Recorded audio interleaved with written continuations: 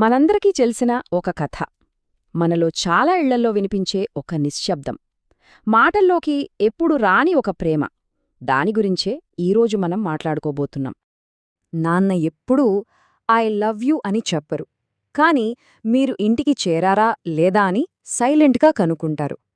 ఇది ఇది ఎప్పుడైనా గమనించారా? ఆ ఒక్క వాక్యంలోనే మనందరి కథ దాగి ఉంది. అవును, ఆయనెప్పుడూ వచ్చే కౌగిలించుకోరు, కాని చెట్టుకు పండిన మంచి మామిడి పండును మీకోసమే దాచిపెడతారు. మాటల్లో చెప్పని ప్రేమ వెనుక ఈ చిన్న చిన్న పనుల్లో ఎంత లోతైన అర్థం ఉంటుందో కదా. సరే, ఇప్పుడు ప్రతి ఇంటికి చెందిన ఒక కథలోకి వెళ్దాం.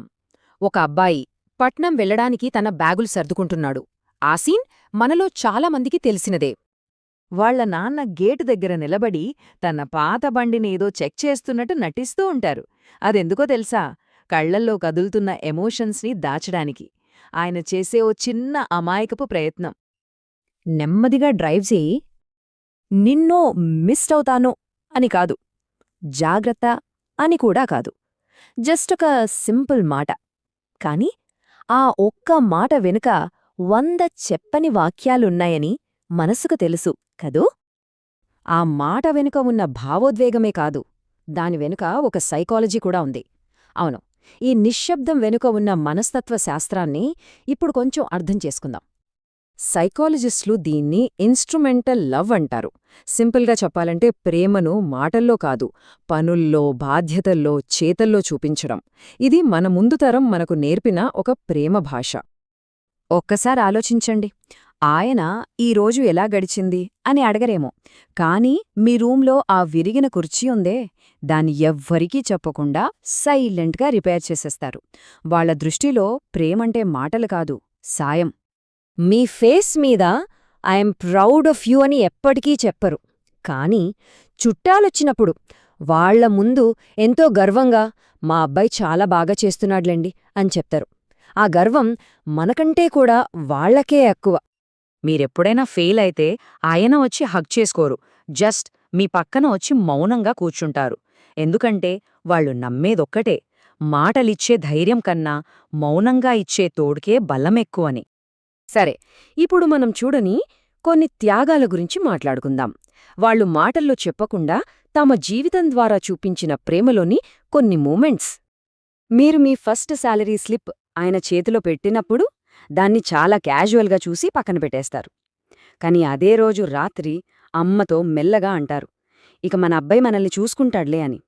ఆ మాటలో ఎంత ధైర్యముందో, ఆ గొంతులో ఎంత గర్వం దాగుందో ఎవరికీ తెలీదు. మీరెప్పుడైనా లేట్ నైట్ ఇంటికొస్తే ఆయన తిట్టరు, కాని నెక్స్ట్ డే మార్నింగ్ ఏమీ తెలియనట్టు అడుగుతారు, నిన్న రాత్రి ట్రాఫిక్ ఎక్కువగా ఉందా అని. దాని అర్థమేంటో తెలుసా? నేను కంగారుపడ్డాను, కాని నిన్ను నమ్ముతున్నాను అని. మీరు ఏదైనా ఎగ్జామ్లో ఫెయిల్ అయ్యారనుకోండి, ఆయనొచ్చి అయితే ఏంటి, నెక్స్ట్ టైం చూసుకోవచ్చు అంటారు. ఆ ఒక్క మాటతో మొత్తం ఫ్యామిలీ భయాన్ని తనలో దాచుకుని మనకు ధైర్యాన్ని పంచుతారు. లైఫ్ లాంగ్ బ్యాకప్ ప్లాన్ అంటే ఇదేనేమో. ఇవన్నీ వింటుంటే ఎవ్వరికీ కనిపించని అలాంటి త్యాగం ఏదైనా మీకు గుర్తొస్తుందా? చిన్నప్పుడు భోజనం దగ్గర ఆయన తరచుగా అనే మాట, నాకు ఆకలిగా లేదు.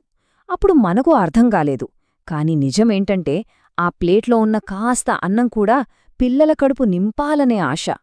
ఎందరో తండ్రులు చేసిన ఒక నిశ్శబ్ద త్యాగమిది.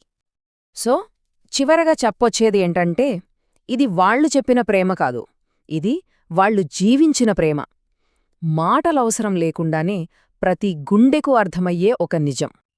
అందుకే ఒక నాన్న ప్రేమ భాషని మనం 3 విషయాల్లో అర్థం చేసుకోవచ్చు. 1 వాళ్ల నిశ్శబ్దంలో, 2 వాళ్లు చేసే త్యాగాలలో, ఇంకా 3 వాళ్లు మనకోసం చేసే చిన్న చిన్న పనులలో. అవును, నాన్నలు ఐ లవ్ యూ అని చెప్పరు, వాళ్ళు ఆ ప్రేమను జీవిస్తారు. ఆ సైలెంట్ లవ్ వెనుక ఉన్న లోతైన అర్థాన్ని గుర్తించడం, దాన్ని గౌరవించడం మనందరికీ చాలా అవసరం.